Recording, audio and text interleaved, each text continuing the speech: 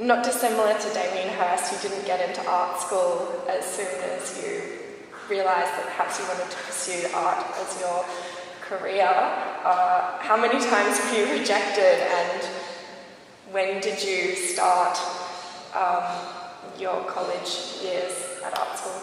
Well, it was interesting because I didn't get in because art was my lowest grade coming out of high school, because I've been playing too much rugby and girl trouble. So art kind of suffered in that link. Art was your lowest grade? Art was my lowest grade. So at that stage, to get into... What was your highest grade? What did you excel at? I think it was pure maths. I think a lot of artists can't draw, a lot of artists can't paint, but of course I keep workbooks, and that's where those elements come out in terms of sketching ideas, and in terms of installations and so on and so forth. These almost at night when the lights were turned off, they look like heliographs. What is the material that you've used to gain that sort of 3D effect? I think there's a combination of I'm happy to have a look at the backdrops. For example, here the backdrops. The first thing I do is to make them negative, so then they become negative elements, and that creates that kind of hallucinatory element which you're referring to.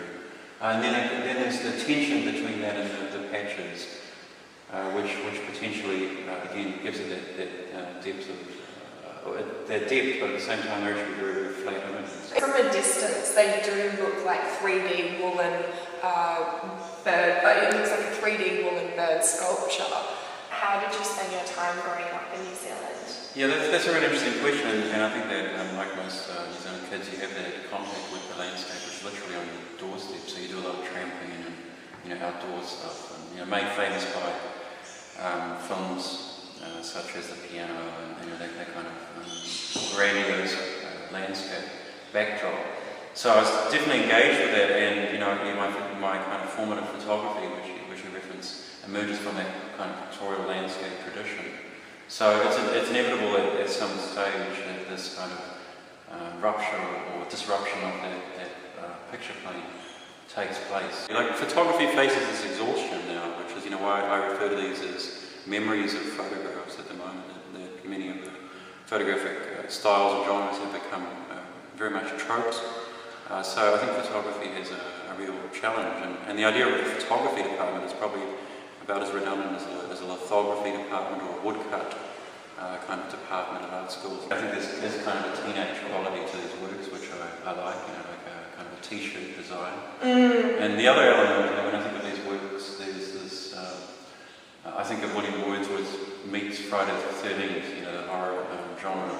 Is there quite a threatening aspect to your personality? Because I noticed that a lot of the symbols are quite morbid in a sense.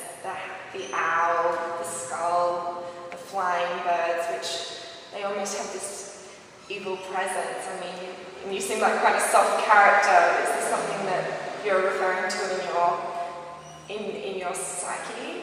Specifically, this kind of undercurrent in my work quite possibly stems from a Catholic mother and an atheist father, so there's always that kind of tension in the household, and my next body of work engages with that Bible Studies New Testament, which will be launched in New Zealand next year. It's a Stations of the Cross series, and combines these plates taken from children's Bibles from the 1950s and 60s with quotes from Goethe's Faust Part 1. So Gavin, how come this is your favourite work, the shark painting? Oh, this one here, this is it's actually a trout patch of sorts. But what I like about it, the backgrounds are, these kind of English vignette line illustrations. So I think it's one of my favourite because it disrupts that pictorial plane with this kind of primordial violence.